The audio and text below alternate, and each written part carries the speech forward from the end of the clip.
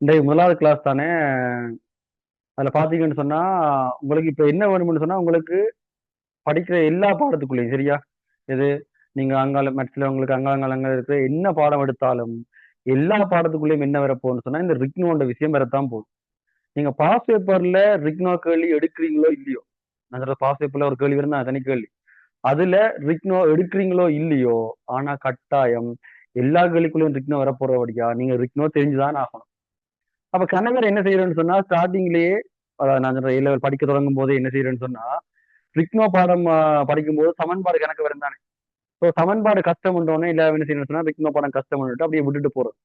ஆனா அங்க பேருந்து பின்னு போகும்போது என்ன நடக்கும்னு சொன்னா அங்க ரிக்னோ வந்து நிற்கும்.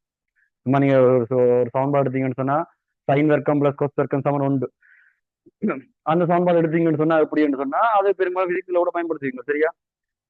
அதே போல இப்படி கணக்கு சமன்பாடு டாக்டர். இப்ப நீங்க என்னன்னு சொன்னா நான் முடிஞ்ச அளவுக்கு என்ன செய்ய போறேன், இந்த ரிக்னோ தான் படிக்க போறோம். ரிக்னோ இந்த மாதிரி தான் படிக்க போறோம். அதுல முடிஞ்ச அளவுக்கு நீங்க பாசிபிள் எடுக்கிறீங்களோ இல்லையோ, ஆனா என்ன செய்ய பாருங்கன்னு சொன்னா இதை கொஞ்சம் தெரிஞ்சு கொள்ள பாருங்க. நான் முடிஞ்ச அளவுக்கு எவ்வளவு ஈஸியாக்க முடியுமோ சரியா, எவ்வளவு ஈஸியாக்க முடியுமோ அவ்வளவு ஈஸியாக்கி சொல்ல போறேன்.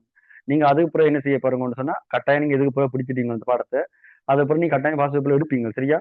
நான் சொல்றது இப்போதைக்கு நீங்க படிக்கிற ஒரு பாடத்தையும் என்ன செய்யாதீங்கன்னு சொன்னா இது கஷ்டமா இருக்கு அங்கால செய்ய இயலாது என்ற ஒரு மைண்ட் செட்டோட படிக்க தொடங்காங்க சரிதானே. முதல் படித்து முடிப்போம், அதுக்கு பிறகு நீங்க என்ன செய்யுங்கன்னு சொன்னா இது கஷ்டமோ இல்லையோ அதை வச்சுக்கொண்டு பார்ப்போம் சரிதானே. சரி, மற்றது இது இப்ப நீங்க ரிப்பீட் கார் இப்ப 26 மாதிரி 20 ரிப்பீட் மாதிரிலாம் சொன்னா சரியா. ரிப்பீட்ல தான் இது. நான் சொன்ன 26 மாதிரிலாம் சொன்னேன். ஏன்டா எப்படியோ நான் உங்களுக்கு எல்லா பாடமும் படிப்பிக்க தான் போறேன் ஃபுல்லா சரியா. முதல்ல இருந்து இந்த 6 மாதத்துக்குள்ள முதல்ல இருந்து படிப்பிக்க தான் போறேன். அப்ப நீங்கள் என்னது 2 பேரும் ஜாயின் பண்ணலாம். இது 26 ரிப்பீட் காரும் ஜாயின் பண்ணலாம். அதுலயும் நான் ஒன்று சொல்லி வைக்கிறேன் என்னன்னு சொன்னா, இப்ப நான் இந்தியா கிளாஸ்ல இதுவெல்லாம் சொல்லல. இது இப்ப நான் சொல்ல போனா நேர்ல வர்றாக்களுக்கு சொல்றேன், நான் ஈஸியா இப்படி எடுக்கலாம். திருப்பியும் சொல்றேன், உங்களுக்கு போன முறை உங்களுக்கு சி வரும் எஸ் வரும், எனக்கு அது பிரச்சனையே இல்லை. ரிப்பீட் சொல்றேன், உங்களுக்கு நார்மலா பாடம் தெரிஞ்சிருக்கு தானே.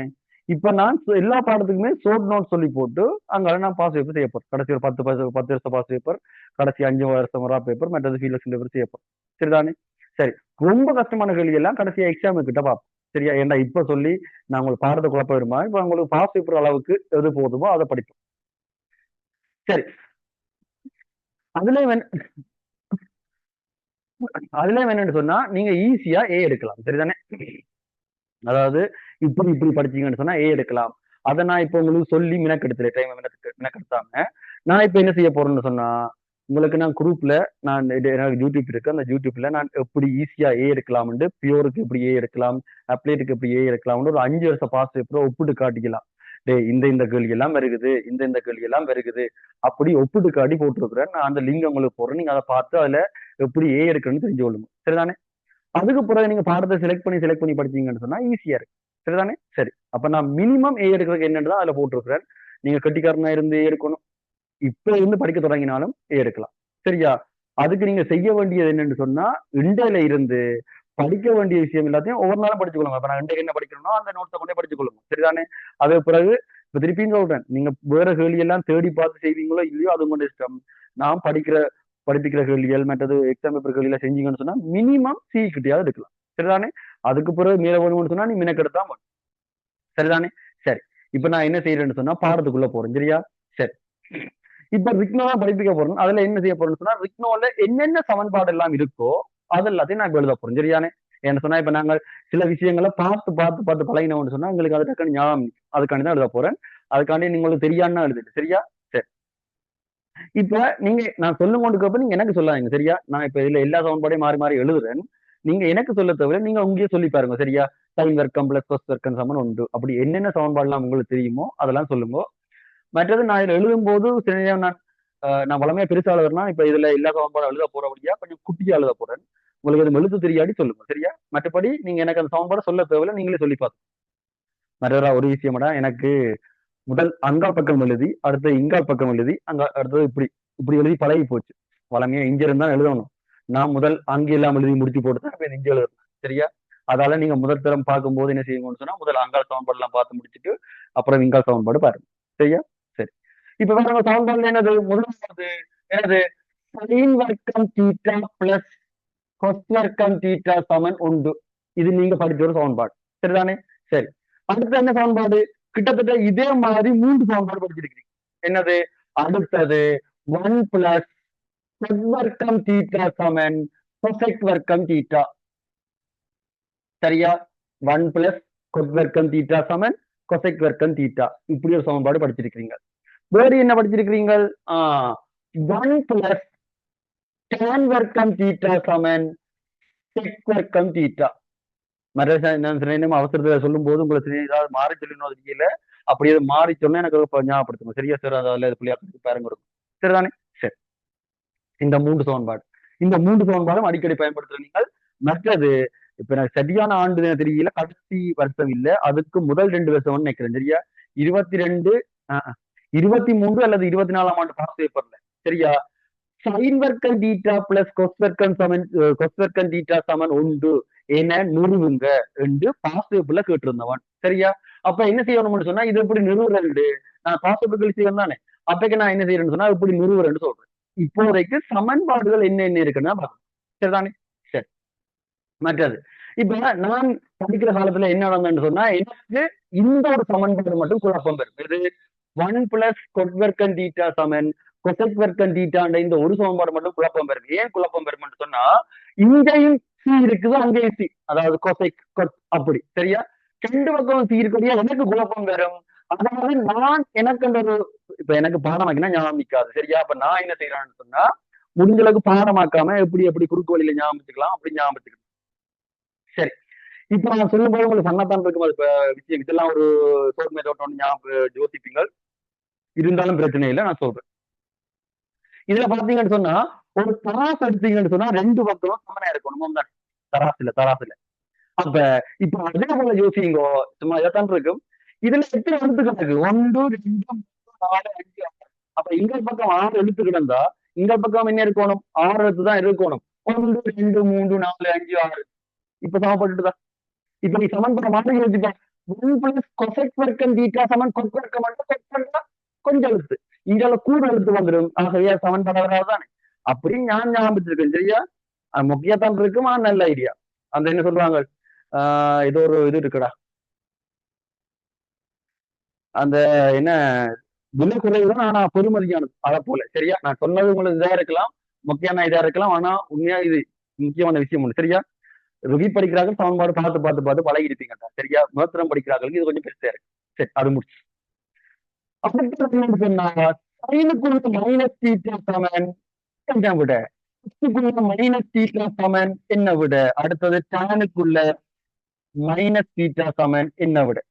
மற்ற நான் இன்னொன்னு சொல்லி வைக்கிறேன், அவசரத்துல எழுதும் போது சைன் தீட்டாவை எஸ் என்று போட்டு அங்கே கிரிக்கிடுவேன் சில வேலை. இப்ப இல்ல பேருந்து அதெண்டா சைன் வச்சுக்கொள்ளுங்க. சி என்று போட்டு கிரிக்கினா கோஸ், டேன் போட்டு கிரிக்கினா இது, டி என்று போட்டு கிரிக்கினா டேன். அந்த அதாவது அதுகள் வந்தா கட்டாயம் ஒழுங்கதான் எழுதணும். ஏன்னு சொன்னா இதுகள் அடிக்கடி எழுதபடியா அது கொஞ்சம் சில வேலை வந்துடும். சரியா? சோ அதை திரும்ப புரிஞ்சு கொள்ளும். மற்றது சமன்பாட்டிலேயுமடா எங்க இருந்தாலும் இந்த கொஸ்டன் ஒரு ஆள் அல்லது சீன்ற ஒரு ஆள் பிரச்சனை, அதை ஞாபகம் வச்சுக்கொள்ளுங்க. சரியா? நீங்க கொஸ்டன் ஒரு ஆள் எடுப்பீங்களா இருந்தா எந்த இடத்துல பார்த்தாலும் கொஸ்டன் ஆள் பிரச்சனை கொடுப்பார். சரியா? ஏன்னு சொன்னா சில சமன்பாடு எழுதும் போது இப்ப நீங்கள் படிச்சிருப்பீங்களான்னு வகையிட்டு எடுப்பீங்களா இருந்தா, வகையீட்டுல பாத்தீங்கன்னு சொன்னா என்ன வரும்னு சொன்னா, சிய வகையிடும் போது, அதாவது கொஸ்ட வகையிடும் போது மைனஸ் வந்துருக்கு. நம்ம யோசிப்பார். சரிதானே? அப்ப இந்த கொஸ்டன் எல்லா இடத்துலயும் பிரச்சனை, அதை ஞாபகம். இதுலயும் பாத்தீங்கன்னு சொன்னா sin மைனஸ் தீட்டா என்னென்று வரும்னு சொன்னா மைனஸ் சைன் தீட்டாண்டு வரும். tan மைனஸ் தீட்டா என்னென்று வரும்னு சொன்னா மைனஸ் tan தீட்டாண்டு வரும். சரி, இந்த கொஸ் மைனஸ் தீட்டா எப்படி வரும்னு சொன்னா கொஸ் தீட்டாண்டு தான் வரும், அந்த மைனஸ் வராது. பாருங்க, எல்லாமே ஒரே மாதிரி இருக்கும்போது இவர் மட்டும் கொஞ்சம் பிழைச்சு போச்சு மீன்ஸ் அதாவது கொஞ்சம் நோமலா வராம போல வரையில. சரியா? சரி, அடுத்தது அடுத்த விஷயத்துக்கு போனோமே. அடுத்த விஷயம் என்னன்னு சொன்னா விரிவு. இப்ப நான் சொல்ற விஷயம்லாம் உனக்கு தெரிஞ்ச உனக்கு இப்படி இருக்கு, என்னது சின்ன விஷயம்லாம் சொல்லி கொண்டு போயாரு. இதெல்லாம் பாசத்துல வந்து இருக்கு. சரியா? என்னது இப்படி எல்லாம் கேட்டிருக்கான். நான் நினைக்கிறேன் இந்த வருஷம் கடைசி வருஷமே கேட்டோம்னு நினைக்கிறேன். சைன் ஏ பிளஸ் பியின் விரிவை சைன் கொஸ்தே சைன் பி அதுகள்ல எழுதுங்க கேட்டோம். சரியா? அதுக்காண்டி சொல்றேன். அப்ப இப்ப சொல்லி பாருங்க நீங்களே, இது இந்த விரிவு என்ன? சைனே கொஸ் பி சக கொஸ்ஏ சைன் பி. சரியா? அடுத்தது என்னது? சைன் ஏ மைனஸ் பி. என்ன வரப்போகுது? சைன் ஏ கொஸ் பி மைனஸ் கொஸ்ஏ சைன் பி. இப்படி வரும். சரிதானே? சரி. அடுத்தது கொஸ்க்கு என்ன வரப்போகுது? கொஸ் ஏ பிளஸ் பி சமன் கொஸ் பி.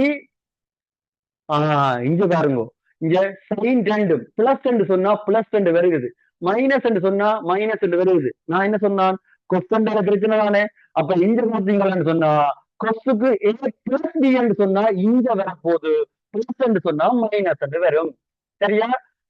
மைனஸ் எல்லாம் சின்ன பிள்ளை இல்ல, பெரிய பிள்ளை. சரியா? நீங்க மற்ற பாடத்துல மைனஸ் இருந்தா பிரச்சனை இல்லை, ஆனா மேக்ஸ்ல ஒரு மைனஸ் பிள்ளைச்சல அங்கால பிள்ளைச்சிடும். அப்ப இதுல ஞாபகம் வச்சுக் கொள்ளுங்க, கொஸ்டின் விரிவில் பிளஸ் வந்தா இங்க மைனஸ் வரும். சரியா? அடுத்து என்னது?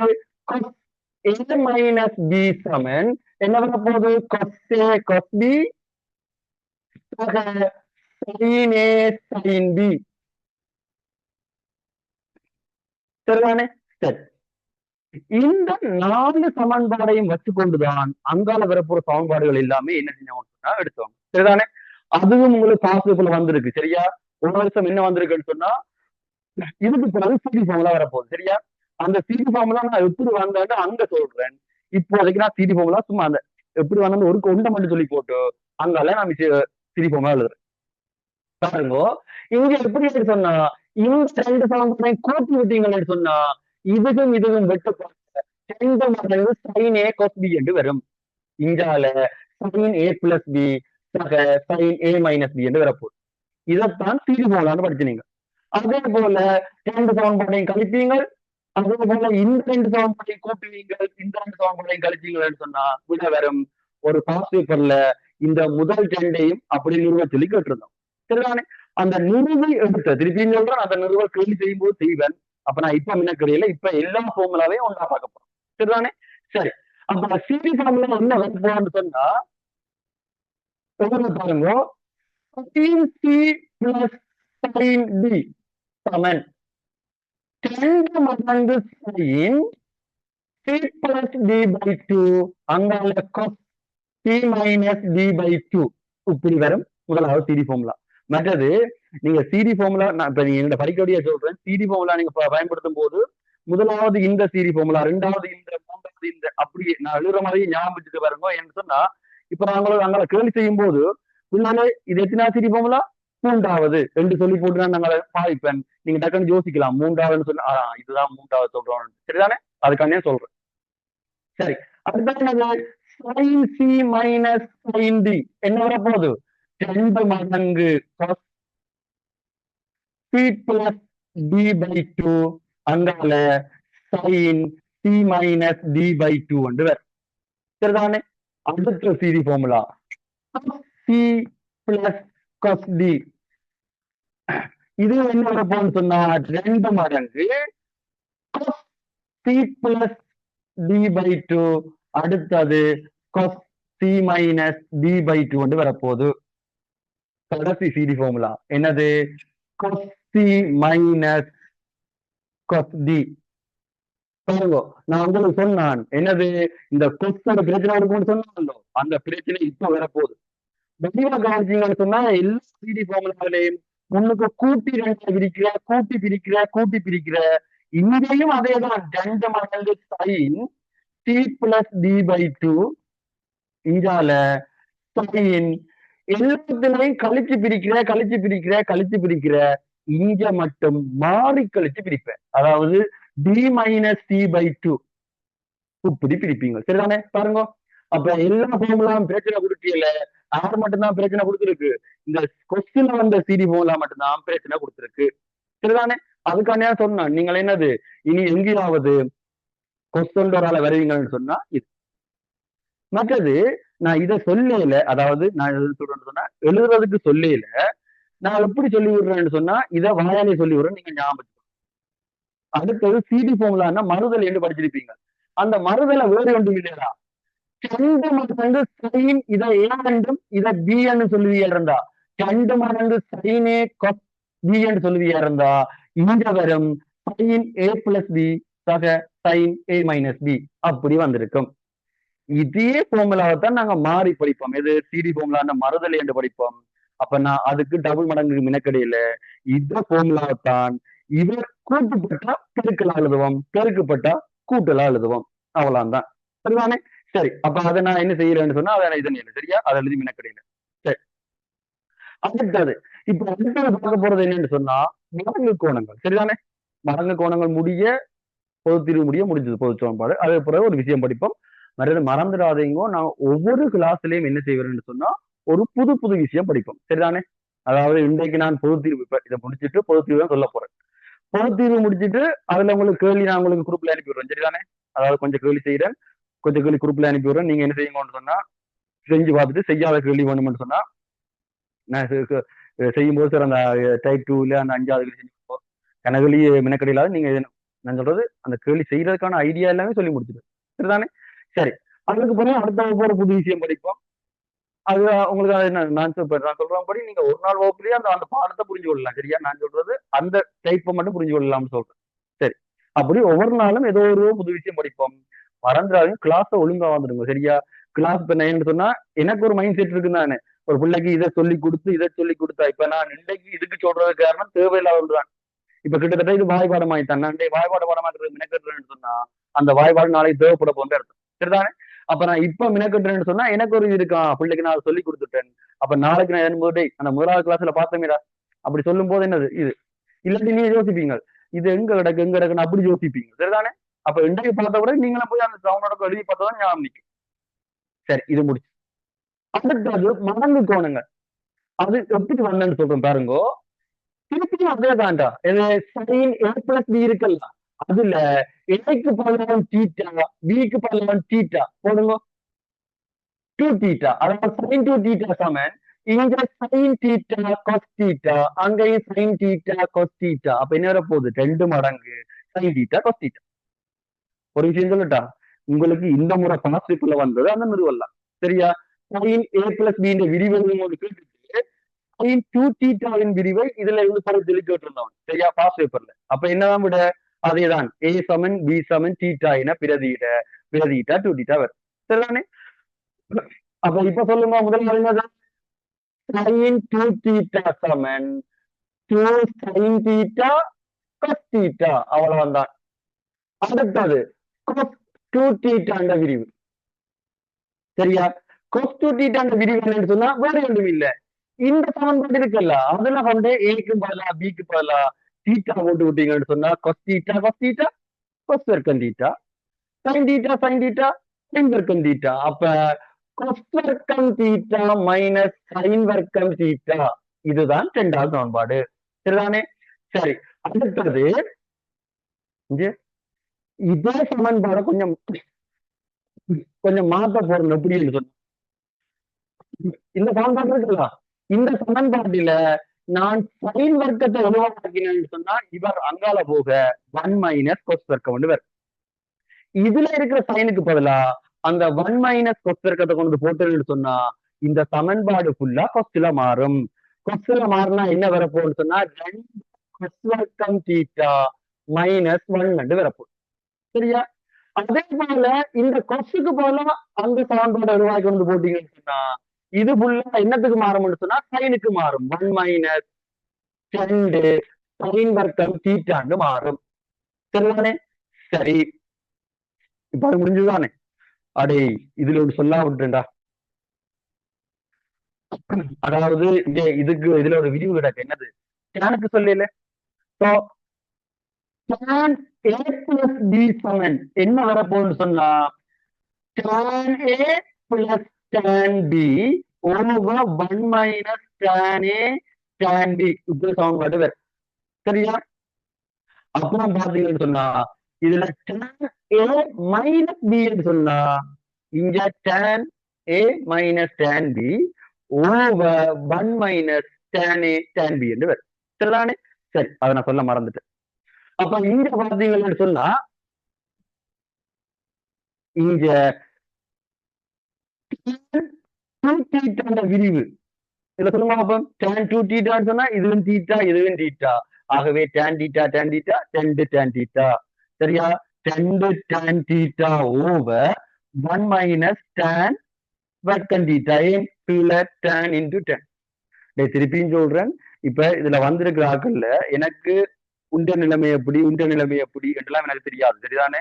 எனக்கு இப்ப நான் கொண்டிக்காரருக்கு ஏத்த மாதிரி படிப்பித்தேன்னு சொன்னா நீ கொஞ்சம் குறைவா இருக்கிறாள். சரியா? என்ன யோசிப்பீன்னு சொன்னா என்ன இவர் என்ன இப்படிலாம் சொல்லி கொண்டு போய் எனக்கு இது தெரியவே தெரியாது அப்படி யோசிப்பேன். சரியா? அந்த இதுக்காக நான் என்ன செய்யறேன்னு சொன்னா எனக்கு ஒரு கிளாஸ் வினக்கட்டா கூட பிரச்சனை இல்லை. ஒரு அடித்தளத்தை போட்டுட்டேன்னு சொன்னா அப்புறம் என்னது அப்புறம் நான் எந்த ஐடியா இல்லாத நான் திருப்பி அங்கால போய் பாருங்க நீங்க யோசிக்கத்தான் போறீங்க. என்னது ஓ இப்படிலாம் சொல்லி யோசிக்கலாமோ அந்த ஐடியாக்குள்ள போயிடுவேன். சரியா? இதுக்குள்ள மெனக்கிட மாட்டேன். அப்ப அந்த நீங்க இப்ப ஒரு ஒரு நான் இதெல்லாம் அறிவுரை கொடுத்துருக்கலாம் உங்களுக்கு. ஏன் கொடுக்குறான்னு கொடுக்கல. அதாவது இவருக்கு என்ன கொடுக்குற அப்படி சொல்லல. நான் சொல்றது நீங்க எப்ப ரிப்பீட் படிக்க போறோம்னு ஒரு கிளாஸுக்கு வர தொடங்கிட்டீங்களோ அப்பயே நீங்க உங்களோட வாழ்க்கையை பத்தி யோசிச்சுன்னு அர்த்தம். சரிதானே? இது இப்ப சொல்ல போனா இப்ப நீங்க மற்றவங்களை யோசிங்க. மற்றவங்களை என்னது மற்றவங்க அடுத்த என்ன செய்ய பொருள் யோசிக்க செய்வாங்க. நீங்க எப்ப உங்களோட விட்ட புள்ளிய திருத்தி கொண்டு அடுத்த செகண்ட் சைடாக கொஞ்சம் ஒழுங்கா படிப்பு வெளிக்கிட்டீங்களோ அதுவே உங்களுக்கு வெற்றி தான். சரிதானே? இனி என்னது அந்த என்ன சொல்றது எடுத்து வச்ச பாதையை நீ ஒழுங்கா போனா சரி. சரிதானே? அவன் இன்னும் எடுத்து வைக்கல. சரியா? எப்படி போறோம்னு எடுத்து வைக்கல. நீங்க ரிப்பீட் படிச்சுட்டு என்ன உங்களோட வெற்றி கொஞ்சம் தாமதமாக போகுது. அவ்வளவுதான் தான். இப்ப நான் இந்த கிளாஸ்ல எல்லாம் எழுதி போட்டிருக்கேன். என்ன எழுதி போட்டிருக்கேன்னு சொன்னா ஒரு நாள்ல ஜெயிக்க இல்லாது ஆனா ஒரு நாள் ஜெயிக்கலாம். விளங்குறாங்க சொல்லி இந்த வித்தியாசம். எப்பவும் வெற்றி என்று ஒரு நாள்ல கிடைக்காது. ஆனா ஒரு நாள் கிடைக்கும். அப்ப ஒரு நாள் கிடைக்கும் அப்படி பார்த்துட்டு இருக்கலாமா? இல்ல. அதுக்கான முயற்சி பண்ணி கொண்டாந்து இருக்கணும். சரியா? முயற்சி பண்ணி கொண்டு இருக்காம அது கிடைச்சிருமா? இல்ல. சரிதானே? அப்ப நீங்களே ஞாபகம் வச்சுக்கொள்ளுங்க. என்னது ஒரு நாள்ல ஜெயிக்க இல்லாது ஆனா ஒரு நாள் ஜெயிக்கலாம். அந்த ஒரு நாள் ஜெயிக்கிறதுக்காண்டி தான் என்ன செய்யறோம் இவ்வளவு மெனக்கட்டு போராடி கொண்டு இருக்கும். சரிதானே? அப்ப ஏழு எப்படியாவது முடிஞ்ச அளவுக்கு பாஸ் பண்ணிட்டீங்கன்னு சொன்னா அங்கால உங்களோட கையில தான். சரிதானே? சரி. இப்ப நீங்க நான் இப்ப போகலாம் கணக்க சொல்றேன். சரியா? இப்ப இந்த முதலாளத்தை சொல்லிடாதானே உங்களுக்கு அப்படி வேணும்னு சொன்னா நீங்க எந்த யூடியூப் சேனல்லே பாருங்க. சரியா? நான் என்னன்னு சொன்னா நான் முடிஞ்ச அளவுக்கு நான் ஜூனியர் லைஃப் எல்லாம் ஃபன் பண்ணி தான் கொண்டு போனேன். சரியா? ஃபன் பண்ணி கொண்டு கொஞ்சம் தான் போனேன். ஜுனிக்கும் ஏலருக்கும் சம்மந்தம் இல்லை. சரிதானே? நான் அங்க இப்ப ஜுனியில இருந்து அங்கால லெக்சர் ஆகி அங்கால போகணும் மட்டும் சொன்னா ஜுனி தேவைப்பட போகுது. மற்றவரைக்கும் நான் ஏ லெவல்ல என்ன படிச்சனோ அதை தான் உங்களுக்கு படிப்பிக்கிறேன். சரிதானே? அவரு என்ன தகுதியான வளர்த்து வச்சுக்கொண்டு அந்த படிப்பிக்கணும். அவ்வளவுதான் வித்தியாசம். சரியா? அப்ப நான் ஜூனி லைஃபை என்ஜாய் தான் பண்ணேன். அப்படி அங்க நீங்க யூடியூப்ல பார்த்தா தெரியும். ஸோ நான் அதான் சொல்றேன். சரியா? நீங்க இப்ப இந்த ஏ லெவல்ல கொஞ்சம் கஷ்டப்பட்டு அப்படி எடுத்துட்டீங்கன்னு சொன்னா அதான் நல்ல ரிசல்ட்டோ இல்ல இது அது கொஞ்சம் முடிஞ்சது எடுத்துட்டீங்கன்னு சொன்னா நீங்க அடுத்த கட்டத்துக்கு நீங்களாவே உங்களை முடிவு போகலாம். சரியா? இன்னைக்கு போனாலும் உங்களுக்கு ஒரு வயசு வந்துடும். அதுக்கப்புறம் உங்களுக்கு லைஃப் பத்தி நீங்களே யோசிக்க வலிக்கிட்டு. சரியா? மற்றவங்க எல்லாம் சொல்லணும்னு அவசியமே இல்லை. இப்ப சொல்லத்தான் வேணும். ஆனா உனக்கு கேட்க கஷ்டம். சரியா? இவர் என்ன சொல்லி நான் கேட்கறது இந்த வீட்டை பாத்தீங்கன்னு சொன்னா வீட்டை இந்த கோத்துல இருக்கும். நீங்க கோத்துல இருக்கும் போது வீட்டை ஒன்று சாப்பிட வச்சீங்கன்னு சொன்னா சாப்பிட மாட்டீங்க. ஆனா நீங்கள போய் எடுத்து சாப்பிடுங்க. பசி ஒன்றுதான். அந்த என்னது நீங்களா யோசிக்கணும். அப்ப நான் எவ்வளவு அறிவுரை சொன்னாலும் நீயா யோசிச்சிட்டீன்னு சொன்னா அங்க போகலாம். சரியா? சரி. அப்ப இதுதானே கணிதம் இதுல வேணாம். சரியா? இந்த பூமர் வந்து ஏன் தேவையில்லாத. சரியா? சரி. அப்ப என்ன விரிவு அதுதான் விரிவு. நீ கேட்கலாம் என்னது இவ்வளவு இங்க இதுல ஒரு கற்பனத்துக்கு விட்டு இருக்கிற சொல்றேன் பாருங்க. இங்க இந்த சமன்பாடு இருக்குல்ல இங்க இந்த இந்த ரெண்டு விரிவையும் ஐயோ கண்ணு காணலையே. சரியா? இந்த ரெண்டு விரிவையும் நான் என்ன செய்ய போறோம்னு சொன்னா இப்படியே பயன்படுத்த மாட்டோம். எப்படி பயன்படுத்துவோம்னு சொன்னா இந்த ஒன்றை கொண்டு இங்கால கொண்டு போய் கூட்டி போட்டு பயன்படுத்துவோம். சரிதானே? அதே போல இதுல இவரை அங்காலையும் இவரை இங்காலையும் கொண்டு வந்து கழிச்சு பாருங்க எழுதி காட்டுறேன். இவர் இங்கால போனா 1 +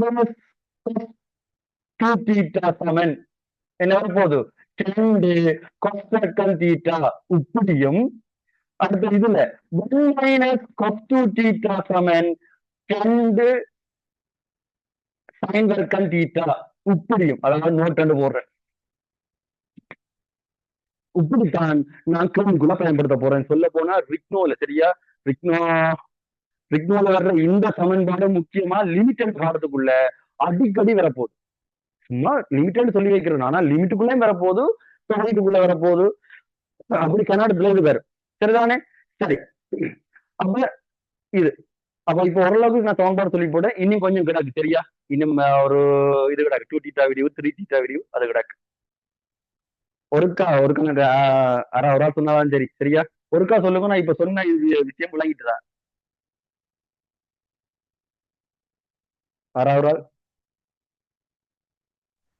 கிளியர். சரி, ஓகே. சரிதானே? இது வேற கொழுவுப்படுறீங்களா காதுக்குள்ள? நிக்குது. அது இல்ல இருக்கும். இங்க திருப்பி விழுது. இன்னும் பண்ணாதான் இருக்கு, பார்த்துட்டு இருக்கேன். நான் படுற வாடு இல்ல இங்க இது வயிறுக்கு இங்க இல்ல, நீ சொல்றது நான் கேட்கல, அவ்வளவுதான். ஓகே, செய்தி எடுக்கிறேன். போற ஓகே. சரியா, அடிச்சு போட்டு வரேன்.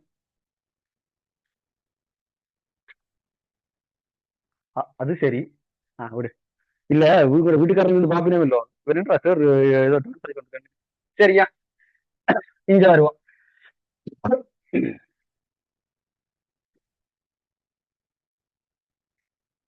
மற்றது இந்த நேரம் நித்திரோட நேரம் நல்லா தான் இருக்கும், நித்திரோன்னு இருக்கு. சரியா, கொஞ்சம் கவனிப்போம்.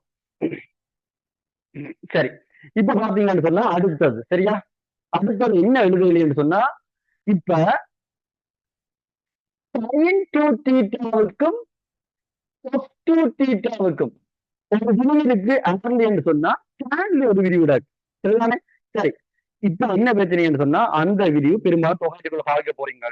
ஆனா கணவர் என்ன செய்யணும்னு சொன்னா, அந்த தொகை அந்த விரிவை மட்டும் மறந்துடுறீங்க. எது, உனக்கு sin to theta cos to தீட்டாக்கு இதுவல்ல விரிவு தெரியும், ஆனா சைனுக்கும் கொஸ்டுக்கும் டேன்ல இருக்கிற விரிவு மறந்துடும். சரியா, அதான் நான் ஞாபகப்படுத்துறதுக்கு ஒரு வழி சொல்றேன். எப்படி பாருங்க, நீயே சொல்லு. இந்த சைனை கொஸ்டால பிரிச்சா என்ன வரும்? tan to தீட்டா வருமோ? அப்ப இப்ப சொல்லு, இது இந்த கோவையால பிரிச்சா இந்த கோவம் வருமோ? அவன் வந்தான். இந்த மேற்கோவை அதற்கு, இந்த கீழ்கோவை இவருக்கு. சரியா, நீங்கள் இந்த விரிவு பார்த்தவங்களுக்கு தெரியும், கிட்டத்தட்ட இதே போல கோவை தான் கீழே வரும். சரியா, அதை நீ மாறி 1 மைனஸ் tan வெர்க்காண்டு போட்டுட்டேன்னு சொன்னா இதுவும் வெட்டுப்பட்டு ஒன்று வந்துடும். அப்ப இது என்ன வரணும்? சகதான வரணும். அடுத்தது நான் உனக்கு சொன்னான், இவரால பிரித்தா இந்த விட வரணும்னு சொன்னா இந்த கீழானம் வெட்டுப்படணும். ஆகவே என்ன வரப்போகுது சொன்னா அதே போதான் வரப்போகுது. சரியா, இதுதான் sin to தீட்டாவுக்கு டேன்லையும் cos to தீட்டாவுக்கு டேன்லையும் விரிவு. நீங்க தொகையீடு படிக்கும் போது, தொகையில பிரதியீடுகள் செய்யும் போது அங்க என்ன வரும்னு சொன்னா இதுகளை அடிக்கடி பயன்படுத்த வேண்டி இருக்கு. சரிதானே? சரி, அடுத்தது sin 3 தீட்டா. sin 3 தீட்டா, அடுத்தது cos 3 தீட்டா.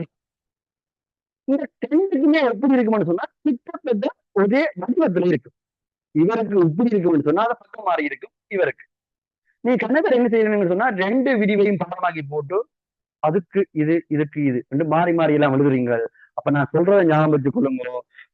என்னன்னு சொன்னா, ஒன்றிய ஞாபகம் வச்சிருப்போம், மற்றது என்ன செய்வோம்னு சொன்னா மற்றதுக்கு அதை அப்படி மாற்றி விட்டாச்சுதானே. இதுக்கு என்ன வரப்போன்னு சொன்னா 3 sin தீட்டா மைனஸ் 4 sin கணம் தீட்டா. இதுதான் விரிவு. சைனுக்கு ஃபுல்லா சைன்ல வரும்னு சொன்னா கொஸ்டுக்கு ஃபுல்லா கொஸ்ட்ல வரும். இதுல வந்த ஓர்டரை அப்படியே மாத்தி எழுதிட்டா சரி. இது பின்னுக்களின 4 கொஸ்கணம் தீட்டா மைனஸ் முன்னுக்களின 3 கொஸ் தீட்டா. அவ்வளவுதான். அப்ப sin 3 தீட்டா சமன் 3 sin தீட்டா மைனஸ் 4 sin கணம் தீட்டா. அதை மாத்தி எழுதி விட்டீங்கன்னு சொன்னா இங்க வரும். சரிதானே? சரி, அப்ப இந்த பிரச்சனையும் முடிஞ்சது. அடுத்தது இப்ப சொல்ல போறதுதான் கடைசி. சரியா, கடைசி சமன்பாடு எது? மற்றது இதெல்லாம் என்ன சொல்லி கொண்டிருக்கல, இது sin 30 எவ்வளவு, cos 30 எவ்வளவு, அதெல்லாம் முன்ன கிடையாதா? சரியா, அது நீங்க பாடமாக்க முடியும், அதெல்லாம் என்ன கிடையாது. சரியா, சோ இப்ப நான் முடிஞ்ச அளவுக்கு இப்ப கடைசியா சொல்ல போறது என்னன்னு சொன்னா பொது தீர்வு. இப்ப நான் சொல்ல போறத ஞாபகம் வச்சுக்கோ. என்னன்னு சொன்னா அடுத்ததா படிக்க போறது, அதாவது கேள்வி செய்ய போறது பொது தீர்வு தான் படிக்க போறோம். சரியா, டைம் எதுவும் போச்சா? இல்ல, இப்போ பார்க்கத்தான் போகணும், வேற வழி இல்லை உங்களுக்கு. சரியா, சரி. இப்ப பொதுத்தீர்வுக்கு பொது தீர்வுகள் எப்படி இருக்கணும்னு சொன்னா sin தீட்டா சமன் sin அல்பா இந்த வடிவில இருந்தா தான் நீங்க என்ன செய்யலாம்னு சொன்னா பொது தீர்வு எழுதலாம். சரிதானே? சரி, அது ஏன் எதுக்கு அதெல்லாம் அடுத்ததா சொல்றேன். சரியா, இப்போதைக்கு சமன்பாடு ஞாபகம் வச்சுக்கோ. அடுத்தது அடுத்தது யாருன்னு சொன்னா cos theta சமன் cos alpha. இந்த வடிவில இருந்தா தான் பகுத்தீர்வு எழுதலாம். அடுத்தது tan theta சமன் tan alpha. இந்த விளையாட்டு துவங்கிட்டார் எது tan போட்டு துவங்கிட்டார் விளங்கும் தானே சரியா. இப்படி இருந்தா தான் நீங்க என்ன செய்யலாம்னு சொன்னா பகுத்தீர்வு எழுதலாம். இதே பகுத்தீர்வு என்னன்னு சொன்னா theta சமன் n பை பிளஸ் -1 என்ற எண்ணாம் அடுக்கு அல்பா. இதுகின்ற பொறுத்தீர்வு என்னன்னு சொன்னா தீட்டா சமன் 2n பை பிளஸ் ஓ மைனஸ் அல்பா. இதுகின்ற பொறுத்தீர்வு என்னன்னு சொன்னா n பை பிளஸ் அல்பா. சரியா, இந்த பை கொஞ்சம் வடிவா இருக்கும், பார்த்து குழம்புறில்ல. சரியா, பை தான். மற்றது இங்க பயன்படுத்துற எண் எல்லாம் எப்படிப்பட்ட என்னன்னு சொன்னா n பிலாங் டு செட், அதாவது எல்லாமே முழுவன்கள். மைனஸ் முழுவன்களும் வரும், பிளஸ் முழுவன்களும் வரும். சரிதானே இங்க பயன்படுத்துறது. சரி, இதுதான் பொறுத்தீர்வு. இது மட்டும் நீங்க என்னட்ட நான் விளங்கப்படுத்த விளக்கம் சொல்றேன். இது மட்டும் நீங்க என்னட்ட அது சரி இது எப்படி வந்தது ரெண்டு கேப்பியா இருந்தா என்னட்ட இப்ப சொல்ல மாட்டேன், இப்ப சொல்ல மாட்டேன். இதெல்லாம் அழிச்ச பிறகு நான் பொறுத்தீர்வு விஷயம் படிப்பிக்கும் போது உங்களுக்கு அதை எப்படி வந்து சொல்லாட்டியும் ஓ இது அது என்ன சொல்றது, அந்த வீட்டை சிலவுல காசு வைக்கும் போது நீங்க கேட்பீங்களானே, ஆமா ஒரு 500 ரூபா தான்னு சொன்னா தரமாட்டேன். இருந்து என்ன ஐயோ இந்த வீட்டுக்காரங்க வேலை தானே. சரி, தரமாட்டேன். என்ன சொல்லி சொன்னா பிள்ளை வீட்டில் நம்ம தெரியும் தானே. சரியா, 5 அப்பா வேலைக்கு போய் இவ்வளவுதான் கொண்டு வந்த பிள்ளை இது அதுக்கு ஓட்டுறது இதுக்கு போட்டுறது அப்படி ஒரு விளக்கம் கொடுப்பீங்க. நீங்க என்ன செய்வீங்க கடைசியா, சரி 500 ரூபா வேண்டாம் ஒரு 100 ரூபா தான் ரெண்டு, நீயே உன்னை சமாதானப்படுத்தி 100 ரூபா வாங்கிட்டு போவியா இல்லையா, அதேதான். சரிதானே. அப்ப இது எப்படி வந்தான்னு சொல்லி சரியான உனக்கு விளக்கம் நான் கொடுக்காட்டியும் நீ ஏற்றுக்கொள்ள. சரி, சொல்ற வச்சுக்கொண்டு ஓ இப்படித்தான் கண்டுபிடிச்சிருக்கான் உனக்கு நீ நம்புவேன். சரிதானே, நான் உண்மையதான் சொல்ல போறேன், பொய்யெல்லாம் சொல்லி என்ன போறீல, நான் உண்மையதான் சொல்ல போறேன். சரிதானே. சரி, ஒரு நிமிஷம்டா. இது இருக்கலையோ இந்த sin theta, cos theta, tan theta இதை பயன்படுத்துற இந்த அல்பா கோணங்கள் எப்படி இருக்கணும்னு சொன்னா தலைமை பெருமான வீட்டுக்குள்ள இருக்கணும். சரிதானே. அதுக்கு நான் இப்ப விளக்கம் கொடுக்கல, ஏன்னு சொன்னா அது கொஞ்சம் கூட பெரிய விளக்கம். அது என்னது 1-to-1 ஃபங்க்ஷன் அப்படிலாம் சொல்ல வேண்டி இருக்கும். சொன்னா இப்படித்தான் பார்த்துட்டு இருப்பேன். சரியா, என்ன சொல்றான் அப்ப அது எங்களுக்கு தேவையே இல்லாத விஷயம். அப்ப அதுக்கு நம்ம வேணும்னு சொன்னா போக விளக்கம் சொல்றேன்.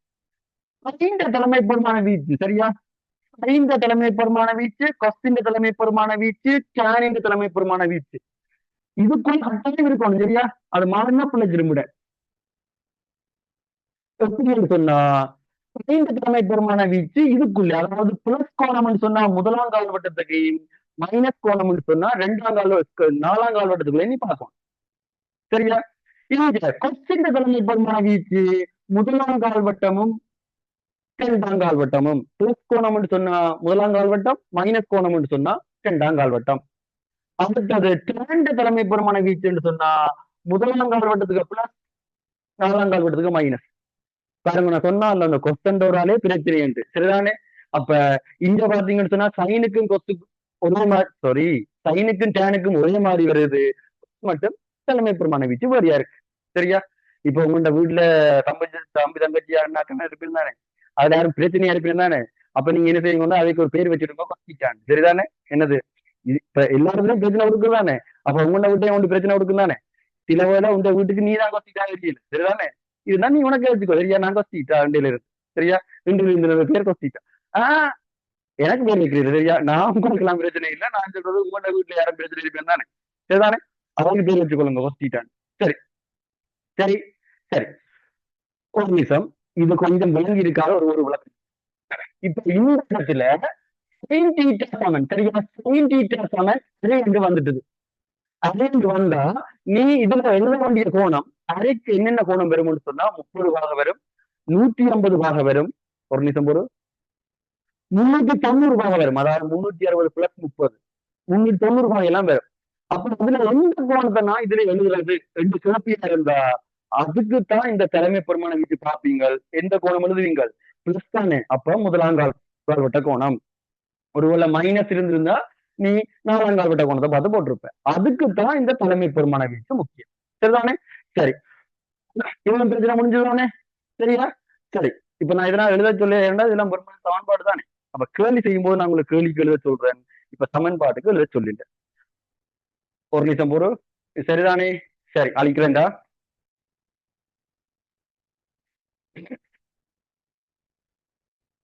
இந்தாலையும் அழிக்கிறேன்.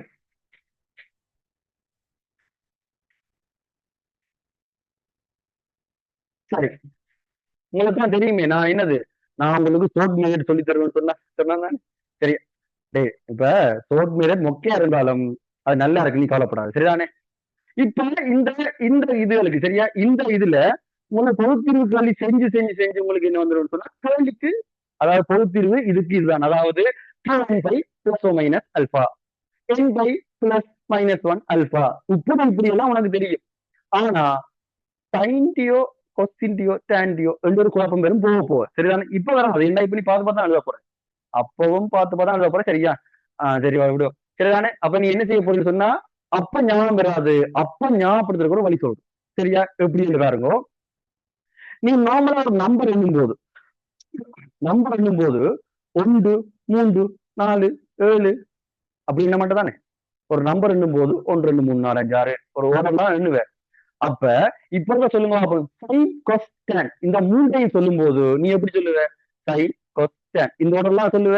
அப்ப sin theta cos theta tan theta.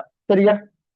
இப்ப உனக்கு இந்த மூன்றுமே ஞாபகம் இருக்கு. என்னது? நான் சும்மா கண்பாட்டுக்கு theta சமன் 2n/+ மைனஸ் அல்பா, theta சமன் n/+ அல்பா, theta சமன் n/+ -1 இந்த எண்ணாம் அடுக்கு அல்பா. சரிதானே?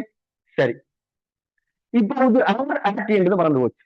இப்ப நான் உங்களுக்கு என்ன சொன்னான், ஒரு ஓர்டர்ல 1 2 3 சொன்னா சைன் எத்தனையாவது? ஓராவது. இந்த சமன்பாட்டுக்குள்ள எங்க ஒன்று கிடக்கு? இங்க கிடக்கு ஒன்று. அப்ப இவருக்கு கொஸ்ட் எத்தனையாவது? ரெண்டாவது. சமன்பாட்டுக்குள்ள எங்க 2 கிடக்கு? அங்க கிடக்கு. அப்ப இவருக்கு தெரியும், இந்த புத்தி யோசிக்கும். இது மூன்றாவது. எங்க 3 கிடக்கு? என்னது? 3ல 2 கண்டுபிடிச்சிட்டீங்கன்னு சொன்னா மூன்றாவது யாருக்கு தான்? மூன்றாவது தானே? சரிதானே? அவ்வளவுதான். இன்னும் உண்டு, அது எனக்கு தெரியாம வந்துட்டுது. வந்தா 10 வரும், அதாவது 2 குறியீடும் வரும். 2 வர்ற சமன்பாட்டுக்குள்ள பிளஸ் மைனஸ் 2 வரும். சரிதானே? அது வந்து அமைஞ்சிட்டு நான் கண்டுபிடிச்சது. நீ நான் கண்டுபிடிச்சதுதான். இந்த சொல்லு என்னது, சைனாக்காரன் 20 கண்டுபிடிக்கிறேன். என்ன செய்யறது, எனக்கு சமன்பாடு பாடம் வைக்குது இல்ல. சோ இப்படித்தான் தேவையில்லாம இருந்து யோசிச்சு இப்படிதான் கண்டுபிடிக்கிறேன். சரிதானே? சோ எனக்கு தெரிஞ்சு இன்றைக்கு பிறகு உங்களுக்கு மறக்காம. சரிதானே? சரி, இப்ப சொல்லுங்க இருக்கா, சமன்பாடு எல்லாம் கிளியரா? சொல்லிப்பாட்டு கிளியர். சரிதானே? சரி, இப்ப கேள்விக்குள்ள போறேன். இதுக்கு பிறகு நான் சமன்பாட்டை பத்தி கதைக்கவே மாட்டேன். எது நிறுவல்கள் கேட்டா வந்து நான் நிறுவலுக்கு செய்ய போறேன். மற்றபடி என்னது, மற்றபடி இதுதான். அழிச்சு போட்டு வரேன்.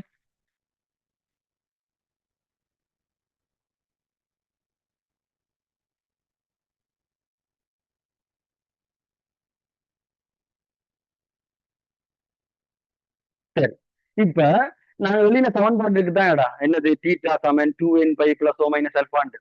அந்த சமன்பாடு ஏன் வந்த ஒரு இப்ப சொல்ல போறது கேள்விக்கு தேவையில்லை, நான் ஒரு விளக்கம் கொடுக்க போறேன். ஏன் வந்த ஒரு காரணம் கிடக்குத்தானே பாருங்கோ. இப்ப சைனை பத்தி கலைக்கிறேனே, sin theta சமன், இப்ப இதுல ஒரு அறிவு இருக்குது. இதற்கு நான் சொல்றேன் sin π/6, அதாவது 30 தான் எழுதணும்னு சொல்றேன், ஏன்னு பேர் சொல்றேன். அடுத்தது தீட்டா சமன் 2n/+ சாரியடா n/+ -1 இந்த எண்ணாம் அடுக்கு அல்பா. இதுதான பொது தீர்வு. சரியா? சரி, இப்ப நீங்க ஓவல்ல படிச்சதை ஞாபகப்படுத்தி பாருங்க. 2 3 5 8 11 இதோட கூட்டு விருத்தி. சரிதானே? இந்த கூட்டு விருத்தியின் எண்ணாம் உறுப்பு. சரியா? எண்ணாம் உறுப்பு என்னன்னு கேட்டா நீங்க என்ன செய்வீங்கன்னு சொன்னா, இதுதான் எண்ணாம் உறுப்பு. என்னது? இதுல 3 கூடுது, அப்ப 3n. இதுல எண்ணுக்கு பதிலா 1 போடிக்க என்ன வரும்னு சொன்னா என்ன வரும்? 3 வரும். ஆனா இங்க எவ்வளவு அடக்கு? 2 அடக்கு. அப்ப 1 கழிச்சு விட்டா இதுதான் அதுகின்ற எண்ணாம் உறுப்பு. சரியா? இப்ப 2ஆம் உறுப்பு வேணும்னு 2 போடு. 6 6ல இருந்து 1 போனா எவ்வளவு? 5. மூன்றாம் உறுப்பு வேணும்னு சொன்னா 3 போடு, 9ல இருந்து 1 போனா 8 தானே. அதேதான். இப்ப சொல்லுங்க, அந்த அரை என்று சொன்னா என்ன கோணம் வரும் சொன்னான்? அரை என்று சொன்னா 30 வரும். அடுத்து என்ன கோணம் வரும்? 150 வரும். அடுத்து என்ன கோணம் வரும்? 390 என்ற ஒரு கோணம் வரும். அப்படியே வந்து இருக்கும். சரிதானே? அப்ப இதுக்குள்ள ஒரு எப்படி கூட்டல் விருத்திக்கு இடையில ஒரு தொடர்பு கண்டுபிடிச்சு என்ன உறுப்பு எழுதினியோ, இதுக்குள்ளே ஒரு தொடர்பை கண்டுபிடிச்சு எழுதின கோவைதான் இது. சரிதானே? இந்த கோவையில கொண்டு நீங்கள் என்ன பெருமானம் போட்டாலும் அந்த கோணம் பாருங்க, நம்ப மாட்டீங்களா? எண்ணுக்கு பதிலா 0 போடு, எண்ணுக்கு பதிலா 0 போடுன்னு சொன்னா இதுல அல்பான்றது எவ்வளவு? 5/3 தானே, 5/6.